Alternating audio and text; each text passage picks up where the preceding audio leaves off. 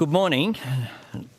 National Cabinet came together today to take steps forward on what is our shared commitment to end violence against women and children. This is the second special National Cabinet convened to deal with these issues following our meeting in May.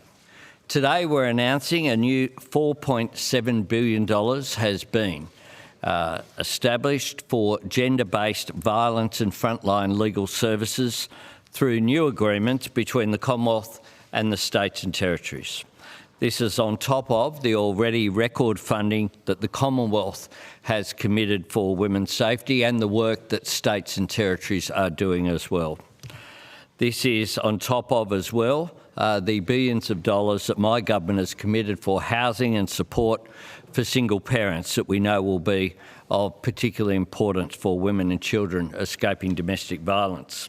We know that a nationally coordinated approach is required to address this national crisis. We must act to ensure women are safe. These horrific and disturbing deaths and vile violence must be prevented. Achieving this demands action and change at every level of government, but more than that, it also requires action from every part of our society. Today, we discussed how we can accelerate change under the national plan. We focused on action in 4 areas: supporting the critical work of frontline services, turning our eyes on perpetrators to stop violence from escalating, providing more support for children and young people who've experienced violence, and tackling the impacts of alcohol on violence. We discussed the importance of access to legal assistance for Australians when they're in crisis, including when facing domestic, family and sexual violence. My government will invest a total of $3.9 billion over 5 years in support for frontline legal assistance services to be delivered through a new partnership agreement with the states and territories. Importantly, it will ensure as well that there's an uplift in pay parity for people working in community legal centres, which has been one of the issues that has been outstanding that will be addressed through this new agreement. The Commonwealth will also contribute $351 million towards a new 5-year national partnership agreement on family, domestic and sexual violence responses from July next year. That funding will be matched by the states and the territories. Today we've had a constructive discussion following on from the constructive dialogue that we've had in the lead up to this special National Cabinet meeting. The discussions that we had last night were conducive to that. We all understand the responsibility that we have to make a difference, and we certainly are committed to doing just that. We're happy to take some questions. The man to your left said this morning that your colleague Amanda Rishworth had been gratuitously attacking the state, and that because they've been unable to get sufficient frontline workers. I think it's the numbers 198 when there should be 352 by the end of June.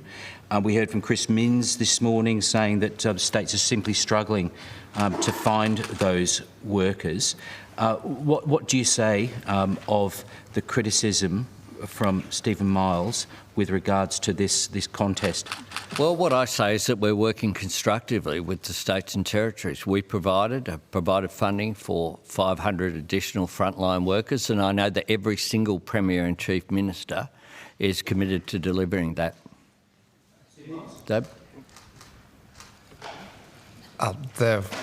The comments I was responding to are unhelpful, but we've been able to secure, I think, a really valuable deal today because all of the leaders of the states and territories and the Prime Minister agree that this is a major challenge and that we need to work together to address it.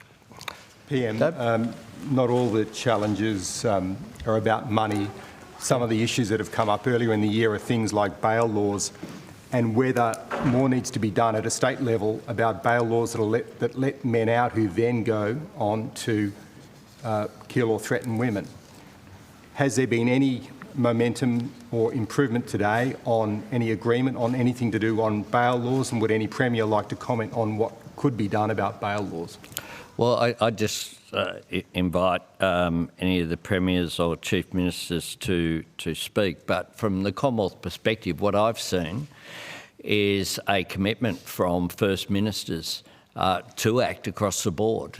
There's an understanding, indeed, that it isn't just about funds, that it's also about culture, but it's also about the law, largely of which resides with the states and territories. And we've seen, even since the action in May, we've seen a range of measures taken by states and territories. I don't know if look, we've changed the law in New South Wales so that those who are charged with serious domestic violence offences have the reverse presumptions in relation to bail and remand. We're also pursuing electronic monitoring for those that are at high risk of offending to keep particularly women safe in the community. And they're important changes. It's not the limit to reform at the state level, and we've been trying to steal as many good initiatives as we possibly can from states like Victoria, where the prevalence of domestic violence is lower than in New South Wales. We recognise the numbers are not good in our state and that change needs to happen. Part of it's money, part of it's law change, but a massive element of reform is a cultural change in the community. And I think that this agreement today goes some way of striking that national balance. Thank you. Katina? Prime Minister, on the legal service funding, is that money going to be specifically for specialist women's legal services, or will it be given to community legal services more broadly? And does that include money? I understand you mentioned a wage increase, but does it also include money for actually extra lawyers, more people? Yes, it does. In a word, there's three things that it includes funding for. Firstly is the agreement ended in June of next year. So the current financial year drops off to zero. There was no funding put in the budget, not unlike some of the other chasms that were created, or cliffs that were created fiscally by the former government. What we've done today is agree that there's a need to continue that funding, and indeed even beyond the 5 years. What the Attorney Generals will look at is how we make sure that there's not a funding cliff in the future.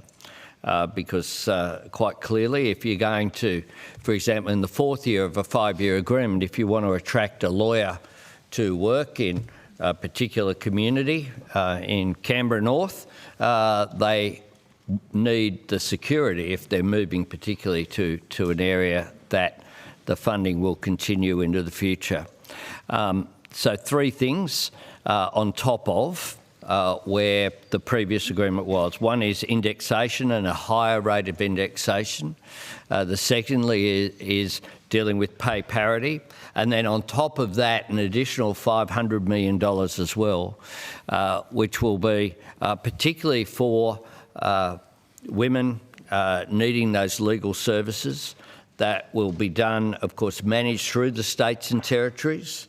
We'll have oversight in the way that these things work. They're in the best position to determine where the funding needs are. But we know that for many women, it was one of the things that was identified in the rapid review. These services, that instant, just like the leaving violence payment was important to provide that financial support going forward. That was something that arose out of the first National Cabinet meeting that we had.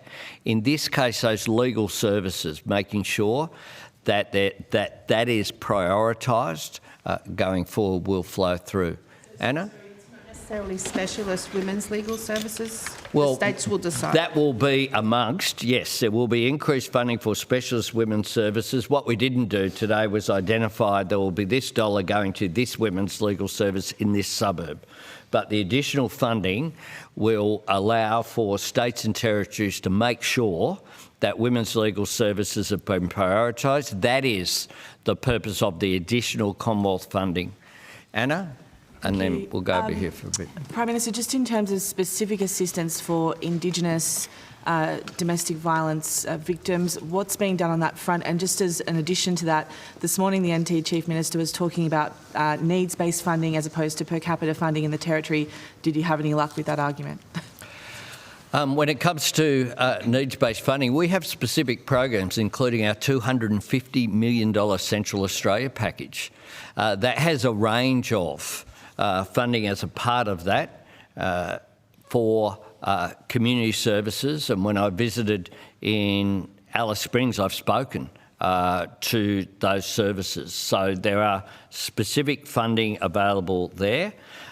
We have Indigenous legal services are part of the reason why we have that pay parity of lifting up the pay of people who work in community legal centres is precisely because many of those centres where you don't have the pay equity are in those remote communities that particularly provide services for Indigenous Australians. Mark? Can I ask the Victorian Premier, your New South Wales colleague just referenced the lower rates of domestic violence in your state. Can you tell us what programs are working in your state that might be able to be applied across the other jurisdictions? We've held a Royal Commission into this back in 2016, and the outcome of that Royal Commission achieved a couple of things. It identified that absolutely this was a priority for the government, and therefore we had to look at how to drive, it wasn't system change, it was how do we build a system? Because particularly for women and children experiencing family violence, there wasn't a system there that wrapped its arms around women and children and kept them as the centre of the system's focus, but also held the perpetrator in view as well. And so, and to echo what Chris said, yes, funding is absolutely important, and we've invested since that time over $4 billion in putting additional resources, additional workers, additional support into the prevention of family violence space in Victoria.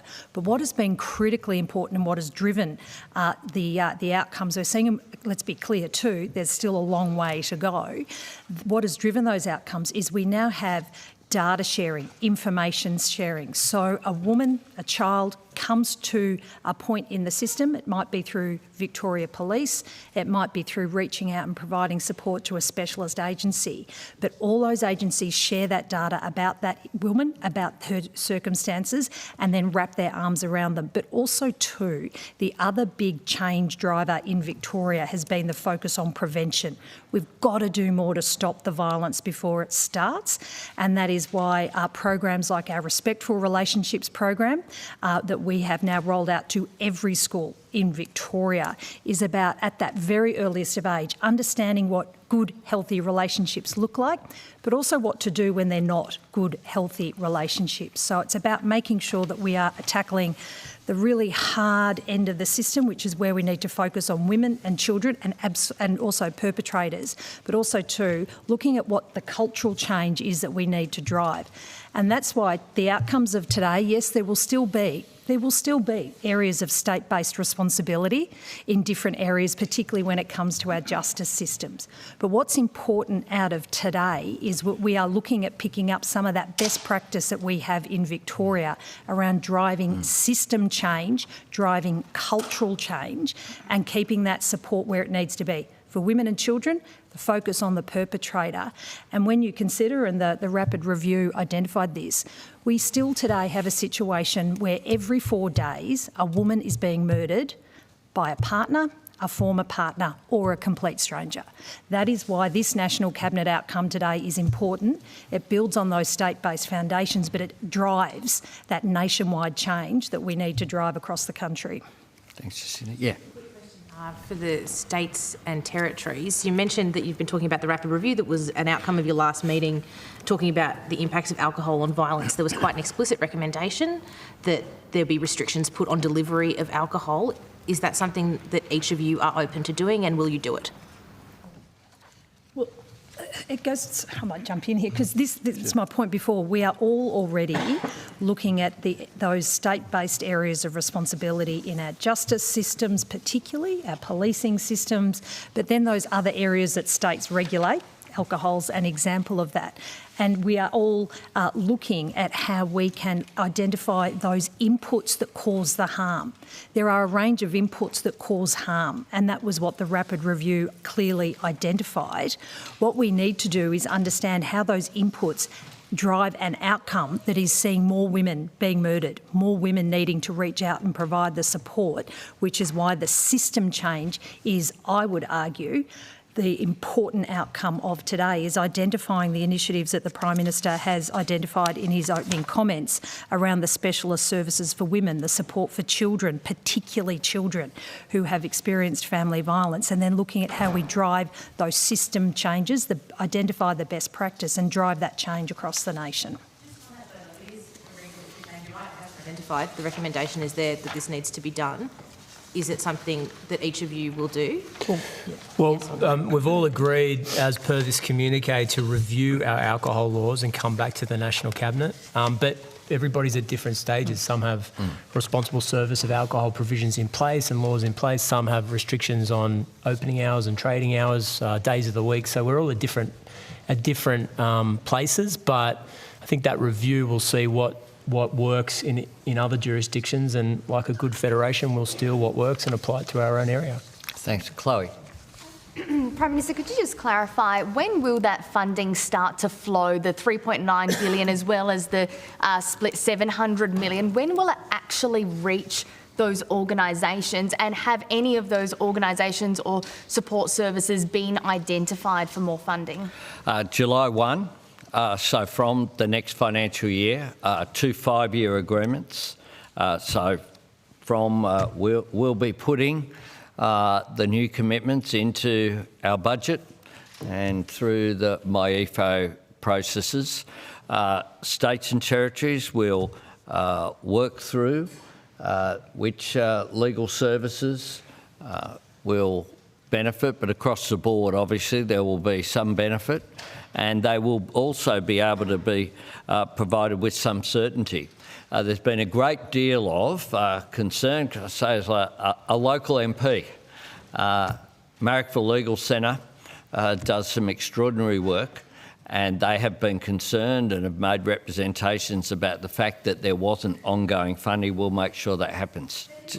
Time away though, what do you say to organisations that don't have the funds right now to help women that are having to turn families away? Well, the legal services, we're providing that certainty going forward. We're providing the funding as part of the 5-year agreement that will commence next financial year. And what those legal services will benefit from is the certainty of knowing what is coming as they go forward. Just in front of you. Oh, me? Yeah. Oh, yeah. No, I'm deliberately going to women before blokes. Prime Minister, Right. you've spoken of the need for broader cultural change when it comes to tackling unacceptable rates of violence against women and girls. What do you see as the government's role in shifting these attitudes, and can you point to what's in the announcement today to try and change that? Look, that is really it's an important question, because it's not just a matter of government, it is a matter of changing culture. One of the things that we've learned from, to give credit to, Victoria has been ahead of the country, because they had the inquiry, the Royal Commission, and had learning from that experience. So one of the things that we have as part of the announcement today, for example, is $80 million for allocated looking at the issue of how we enhance and expand child-centric trauma-informed supports is the way that it's in the media release for children and young people. We know tragically that on so many occasions when one of these tragedies occur, the perpetrator will be someone who has experienced it in their own family situation when they were younger. So how do we intervene to change that? How do we intervene to change the culture so that it is unacceptable for this to occur?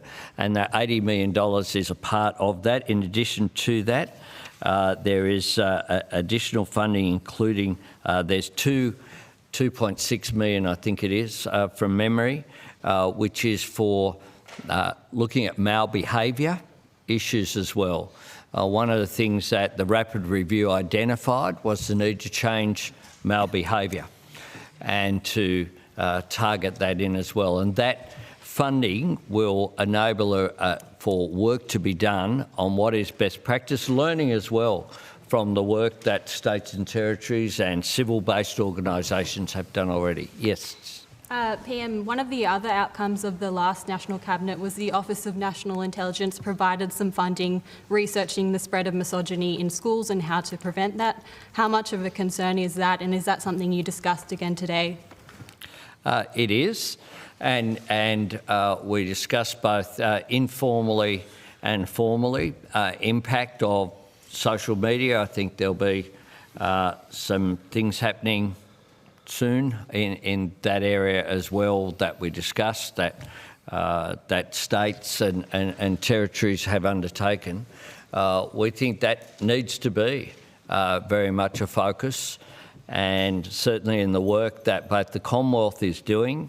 The last meeting, for example, we identified pornography and violent videos and the impact that it was having on normalising objectionable behaviour as a minimum, but horrific crime at an extreme.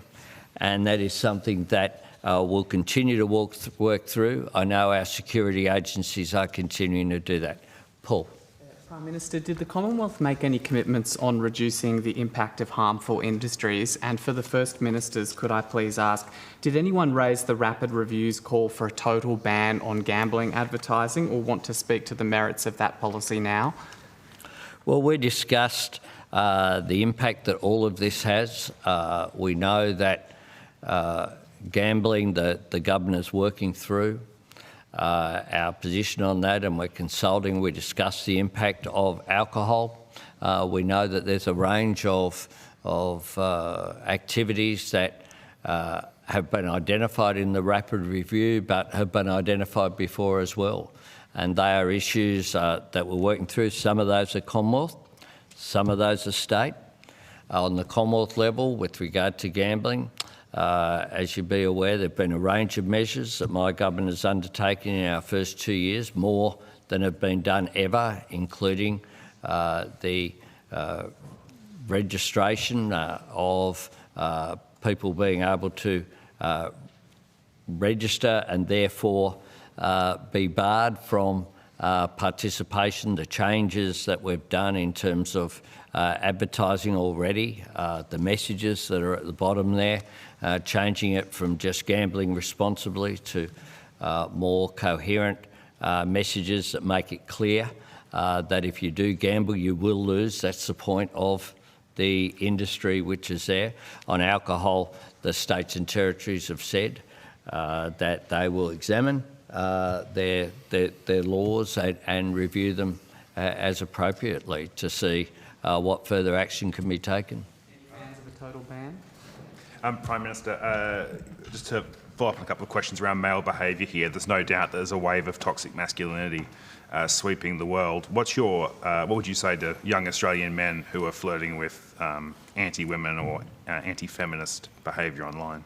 Yeah, well, we know that, I don't want to give him a free ad, but there's, one person in particular that's quite horrific. The figures that I was briefed on this week of how many Australians have seen, prominent European advocate for what is misogynistic behaviour.